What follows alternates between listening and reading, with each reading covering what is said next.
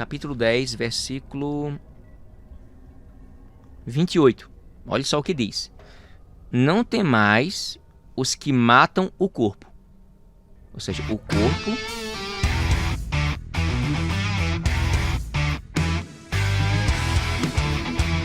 Ou seja, o corpo não é imortal.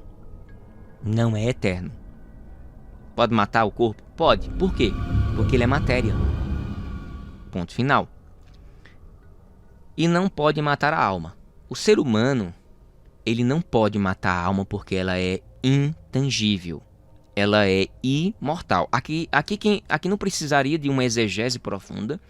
Aqui não precisaria se recorrer a nenhum outro recurso. Apenas entender, né, a questão do que o texto está mostrando. Nessa primeira linha, não temais. Você não precisa temer. Quem? A Deus? Não, esse aí não. Aos homens? Sim. Não temais os que matam o corpo. Ou seja, não tente ficar com medo, temer, os que só conseguem alcançar o seu corpo. Porque eles conseguem, eles podem te matar, eles podem te destruir. Atirou em você, te afogou, esfaqueou, acabou-se. Mata um corpo. E não pode matar a alma.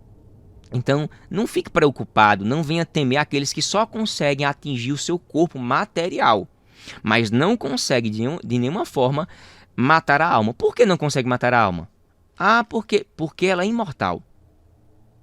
Porque se alguém pensasse que a alma fosse mortal, o texto diria assim: não temais os que matam o corpo e também conseguem matar a alma. Certo? Aqui ponto e vírgula. Vou retomar. Não tema, não tenha medo, não se preocupe com os que matam o corpo e não podem, não tem autorização, não tem poder para matar a alma. Por que não pode matar a alma? Se a alma dorme, se a alma ela é mortal, aqui deveria ter uma cláusula dizendo assim: a alma pode ser morta sim. Ela é mortal sim. Só que aí tem a segunda parte do versículo. Aqui é o ponto A, vamos para o ponto B. Temei, o homem, o ser humano, ele é finito, não é infinito. O homem não é eterno, porque eu falei nesse instante, eternidade, imortalidade e mortalidade. Eternidade só quem tem é Deus, certo? E toda a imortalidade também. Segundo, quando cria os anjos e tudo o que há nesse mundo são coisas que são perecíveis, mas são imortais. O que é imortal? Os anjos, os arcanjos, os serafins, os querubins, os demônios que se transformaram em demônios, não são eternos, são imortais. Imortal é o que mesmo? Que não podem morrer por nenhum ser humano e nem por eles mesmos, porque tem alguém que está antes deles. Tem que se obedecer essa hierarquia. Você vai compreender agora. Isso significa também que eles não podem ser destruídos? Não. Então eles podem morrer? Não. Eles não podem morrer. Eles são imortais. A palavra do Senhor no Antigo e Novo Testamento é bem claro, é bem incisiva sobre isso. Os seres humanos, as criações de Deus são imortais. Ponto final. Porém, quem é dono da imortalidade completa é Deus e da eternidade somente Deus. Ponto final. O ser humano, carne, fenece, se destrói, se dissipa, está na terra, passou algumas semanas, dias, meses, já era, acabou. Certo? Você não tema, seres humanos, você, eu, vamos colocar extraterrestres, diabo, seres diabólicos, seja o que for, o que você acreditar aí, no campo intangível, certo? Que não pode se tocar, ok? Você não tema os que conseguem apenas matar o corpo, a matéria. mas eles não conseguem matar a alma. A alma é imortal. Tá bom? Segundo ponto, parte B. Temei. Opa! No primeiro ponto você não precisa temer. Não precisa temer porque seja anjos, seja demônios e seja seres humanos ou animais ou tudo que Deus criou, podem matar o teu corpo. Somente o teu corpo, mas não a tua alma. Se um anjo for destruir tua vida, um demônio for destruir tua vida, se os animais forem destruir tua vida, ceifar tua vida, se uma casa cair por cima de você e destruir, você acabou com sua carne. Ponto final. Mas não com sua alma.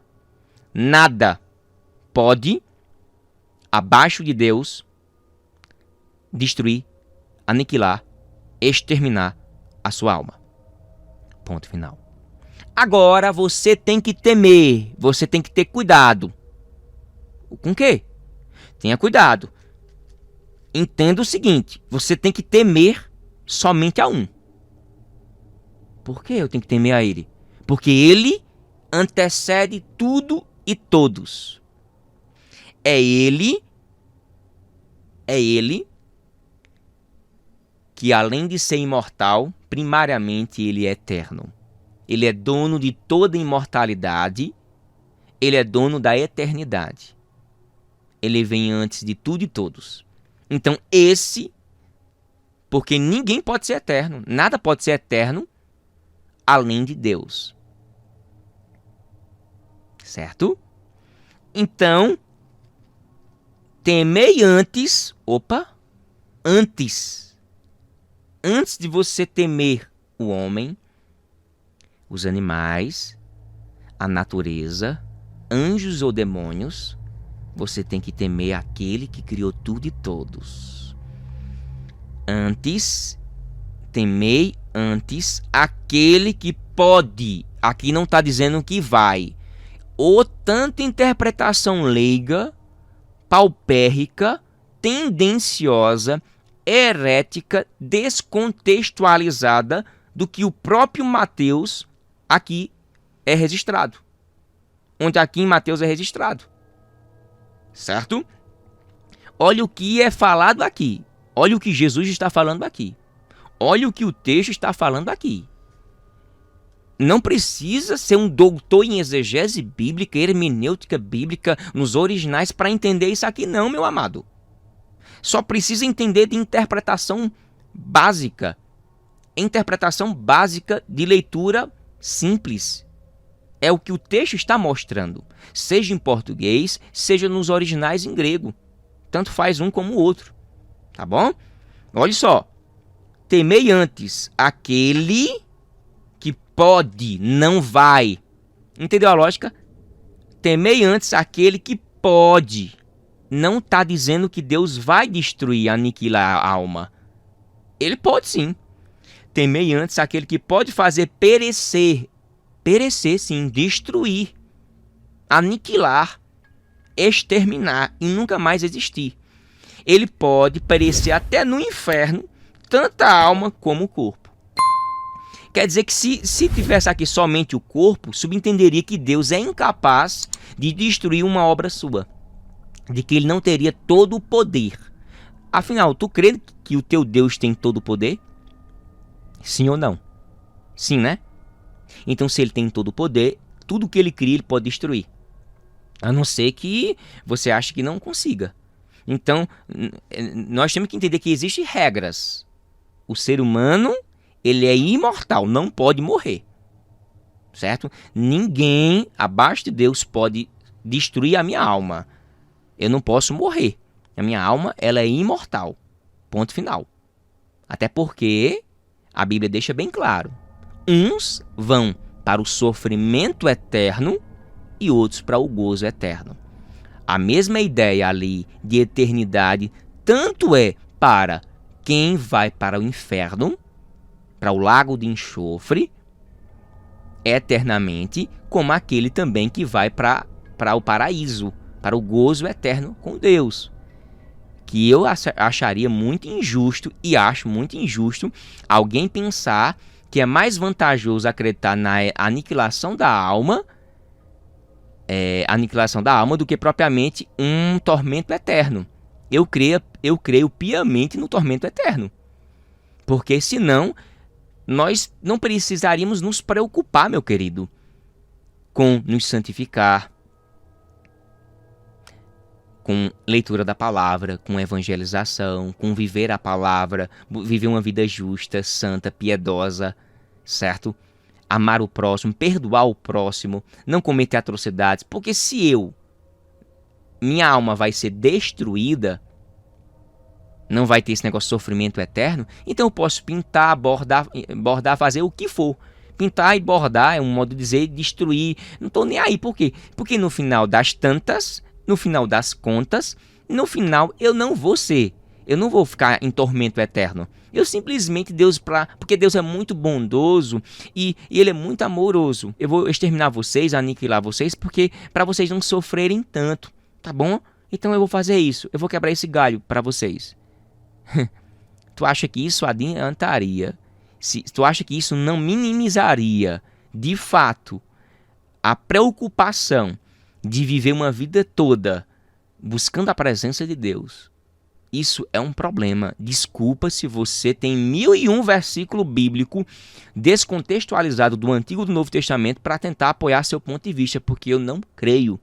Eu não creio nessa lógica, tá bom? Porque a gente sabe que tem versículos bíblicos de várias perspectivas, né? Na perspectiva de quem acredita que a alma é mortal, que a alma é imortal e de que não existe nem alma, só para você ter uma ideia. Então, de que o ser humano, ou seja, tem de tudo que você menos imagina para apoiar. Ela tem várias possibilidades interpretativas, porque se não fosse assim, não existiriam hereges, seitas, entende? Que distorcem dia após dia as Sagradas Escrituras.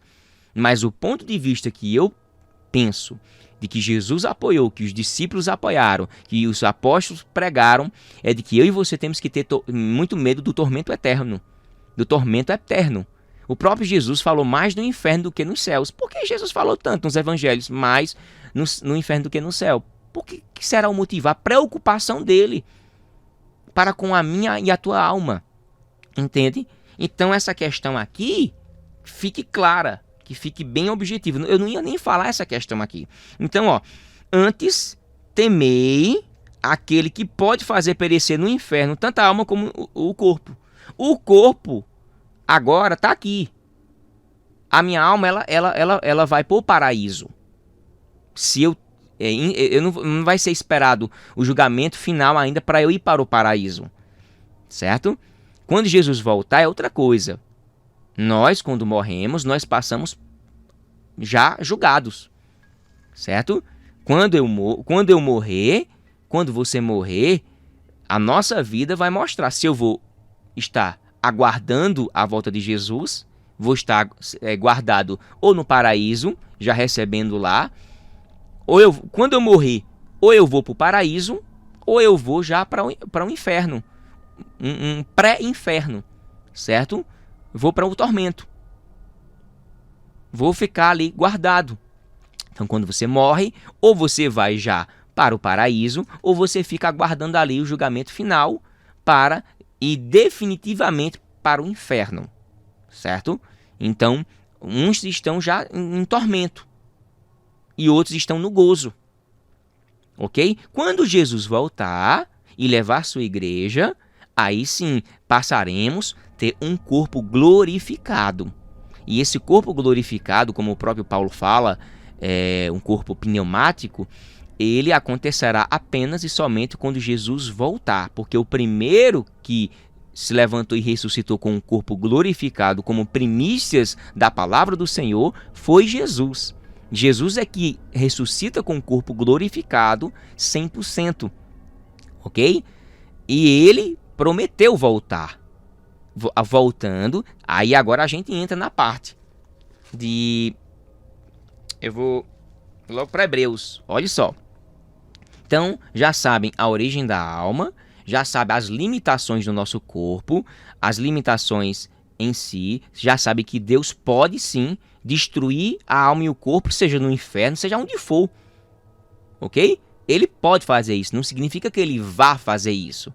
Então as pessoas confundem muito isso. Então a Bíblia diz assim: depois da morte segue-se ao juízo. Hebreus 9:27 diz assim: e assim como aos homens está ordenado morrer uma só vez, vindo depois disso o juízo. O que é que o escritor aos Hebreus está falando aqui? Certo? Se você não sabe quem foi o escritor aos Hebreus, eu tenho aqui uma playlist só sobre Hebreus. Um estudo de mais de 2 horas que eu fiz. O pastor Samuel, o presbítero Samuel, me convidou no Clube da Bíblia para falar sobre Hebreus. E eu falo lá sobre quem foi o escritor aos Hebreus. Ok? Então, o que acontece? Aqui está dizendo que uma só vez. Ah, Marquinhos, e não tem exceção não? Não existe nenhuma exceção, não? Tem. Pelo menos 2 exceções em relação ao que é falado aqui, ok? Para você não ser hiperliteralista, ok?